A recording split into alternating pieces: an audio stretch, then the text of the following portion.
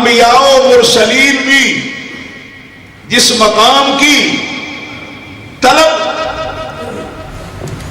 اور امید دل میں نہ رکھے، کیوں؟ کہ جب ان کو پتا ہے کہ وہ بنا ہی صرف ایک کے لیے ہے، تو جب ساری کائنات میں کوئی درجہ اللہ کے ہاں صرف ایک کے لیے بنا ہو تو وہ ایک ساری کائنات جانتی ہے کہ وہ ایک جناب محمد رسول اللہ ہوتے ہیں۔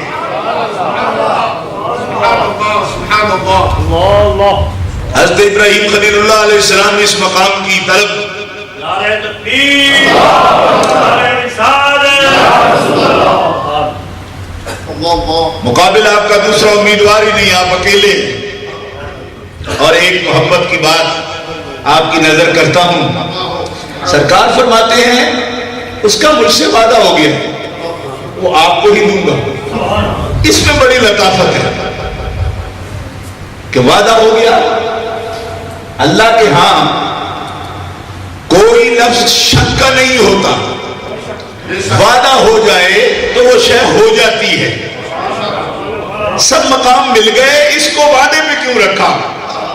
فرمایا اس میں لطافت یہ ہے کہ آپ کے دل میں میری ذات کا شوق بڑھتا رہے گا، آپ کے امتی اور آپ کے عاشق ہر آن اس مقام کے لیے آپ کے حق میں دعا کرتے رہیں گے۔ آتے محمد الوسیلۃ والفضیلۃ والدرجۃ الرفیعۃ، اے میرے امتیوں صلی اللہ علیہ الوسیلہ، اپنی زندگیوں میں میرے لیے اس وسیلہ کی دعا کرتے رہو۔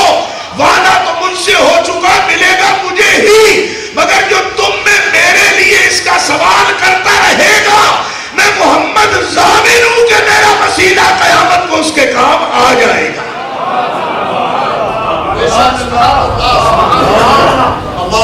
اسی لیے ہم ہر اذان کے بعد دعا کرتے ہیں، تو کیا دعا کرتے ہیں؟ اللہم رب هذه الدعوة التامة والصلاة القائمة آت محمدا الوسيلة والفضيلة والدرجة الرفيعة وبعثه مقاما محمودا الذي وعدته وارزقنا شفاعته يوم القيامة إنك لا تخلف الميعاد۔ یہ دعا بھی بخاری شریف میں موجود ہے، یہ دعا بخاری شریف میں موجود ہے۔ اور عاشقوں کا اور منکروں کا فرق لمبا چوڑا باس مناظرے سے سمجھ نہیں آتا، آپ کو اتنی بات بتا دیتا ہوں کہ یہی دعا دو روایات کے ساتھ سیاستہ میں موجود ہے، لیکن منکر کی طبیعت ہمیشہ گھٹتی رہتی ہے کہ کوئی بات رہ جائے تو بہتر ہے، لہذا یہ بھی پہچان بتاتا ہوں کہ جب یہ دعا کرے سنی کرے تو ورزقنا شفاعتہ ضرور پڑھتا ہے، منکر پڑھ رہا ہو تو ورزقنا شفاعتہ کے لفظ چھوڑ جاتا ہے۔ میں نے کہا تمہارے چھوڑنے سے کیا ہوگا جب رب نے نہیں چھوڑا، ہر مرتبہ ان کو عطا فرما دیا ہے، تیرے لفظ چھوڑ دینے سے کیا بنے گا؟ لیکن اس سے یہ پتا چل جائے گا کہ ہمارے آقا کا فرمان ہے من استخف بجنابہ، علامہ ساوی مالکی رحمت اللہ علیہ اس کو نقل فرما رہے ہیں، تفسیر ساوی اٹھا کے دیکھو، من استخف بجنابہ ہوا کافر ملعون فی الدنیا والآخرہ، جو شان رسالت کو چھپانے کی کوشش کرتا ہے وہ ملعون بھی ہوتا ہے، وہ کافر بھی ہوتا ہے، اور مومن کامل وہی ہوتا ہے کہ جو شان چھپائے نہیں بلکہ زیادہ سے زیادہ ظاہر کر کے بیان کرتا ہے۔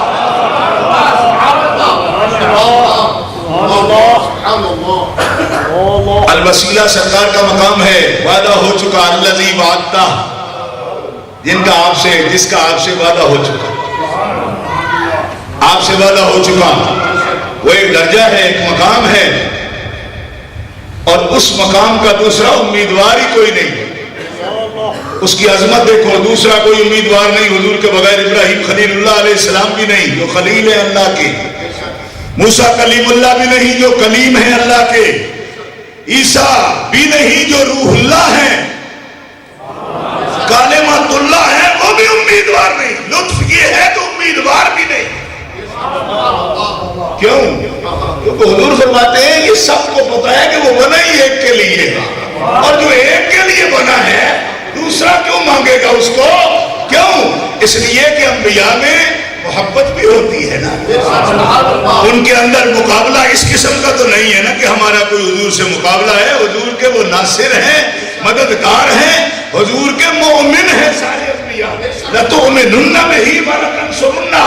اسی لیے میرے امام اہل سنت مجدد ملت حاضرہ و سابقہ مؤید ملت طاہرہ مولانا شاہ احمد رضا خان بریلوی رحمت اللہ علیہ فرماتے ہیں انبیاء سے کروں عرض کیوں مالکو، کیا نبی ہے تمہارا ہمارا نبی، کیا نبی ہے تمہارا ہمارا نبی، کیا نبی ہے تمہارا. ایک دفعہ پورا حال گونج جانا چاہیے. کیا نبی ہے تمہارا نبی. انبیاء سے کروں عرض کیوں مالکو، کیا نبی ہے تمہارا ہمارا نبی، کیا نبی ہے تمہارا.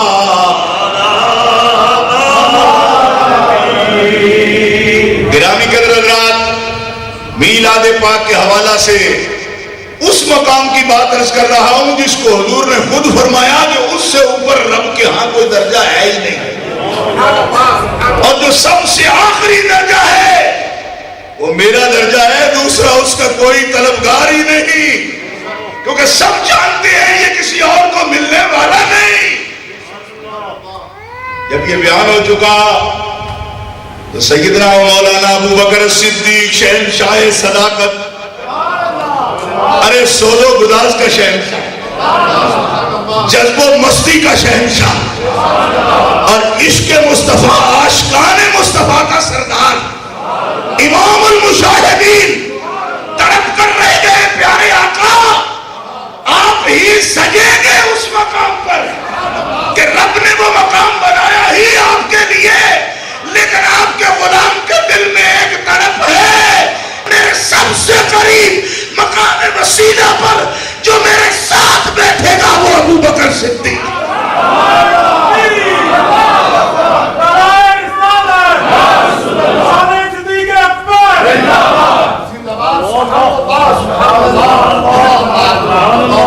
صدیق یار غار نبی افضل البشر،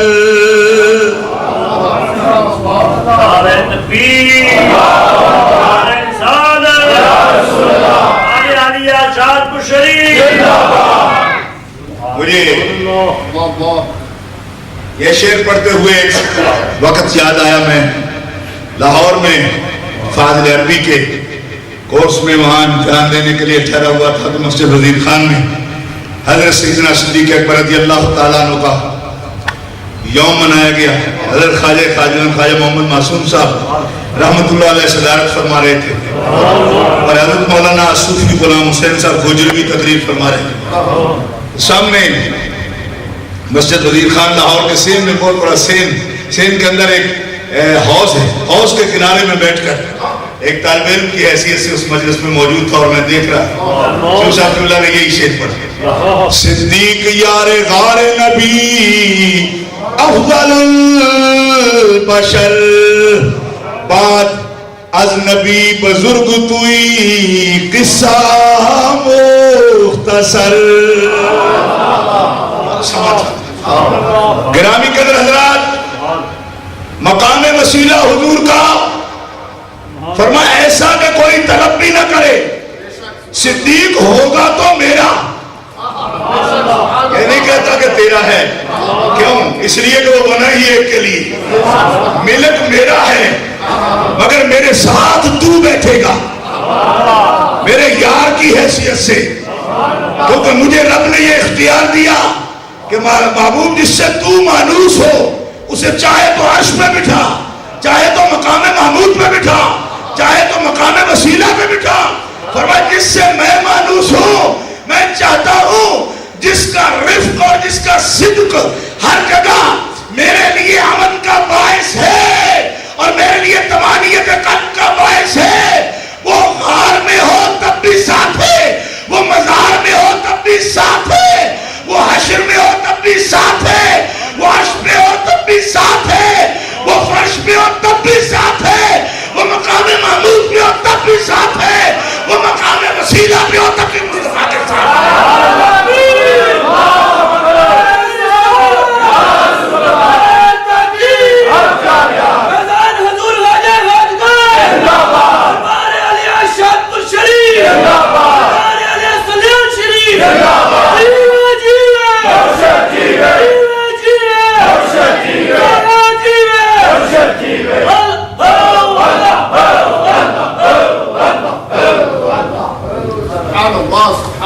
سرکار دو عالم علیہ السلام نے خود فرمایا ما نفعنی مال احد قط وما نفعنی مال ابی بکر۔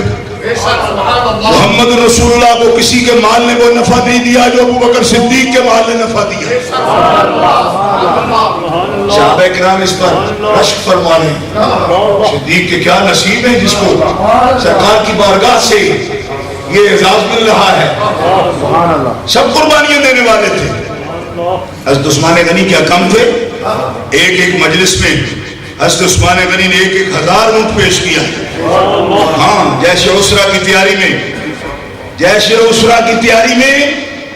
1000 اونٹ پیش کیا ہے بمائے سامان۔ حضور نے فرمایا عثمان جنت کا مالک ہے۔ بلال کہہ دو عثمان جنت کا مالک ہے۔ اور یہ کیوں فرمایا جو نفع ابو بکر کے مال نے دیا وہ عثمان کے مال نے بھی نہیں دیا؟ سمجھ آئی آپ کو یا نہیں آئی؟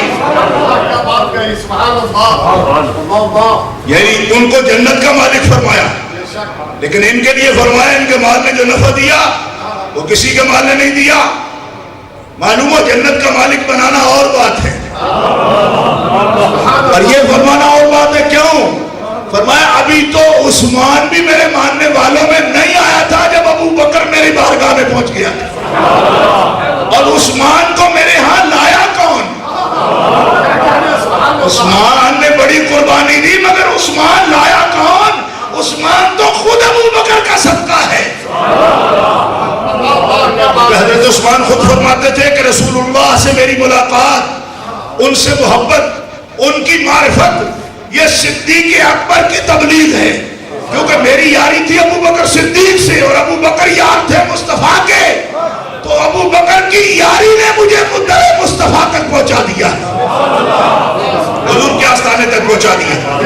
حضور سے میری محبت اور حضور سے میری ملاقات کا سبب ابو بکر صدیق ہیں، اور فرماتے ہیں ابھی عثمان بھی نہیں آیا تھا۔ حضرت عائشہ فرماتی ہیں مجتہدہ امت صدیقہ کائنات جس دن میرے باپ ایمان لائے 70,000 درہم ان کے پاس تھا، اور جب کلمہ شریف پڑھا 70,000 درہم مصطفیٰ کی بارگاہ میں پیش کیا۔ یا رسول اللہ میں بھی غلام ہوں، میرا مال بھی آپ کا ہے، جہاں چاہے خرچ کر سکتے۔ اور پیار سے کہہ دیجیے سبحان اللہ۔ یہ ہیں امام الانبیاء کے یار غار، ہمارے مقتدا، ہمارے پیشوا، پوری امت کے پیشوا، مصطفیٰ کی امت کا پہلا امام۔ حضور تو امام الانبیاء ہے نا، امتوں میں سب سے پہلا امام، جس کو حضور نے اپنا مصلی کا وارث بنایا۔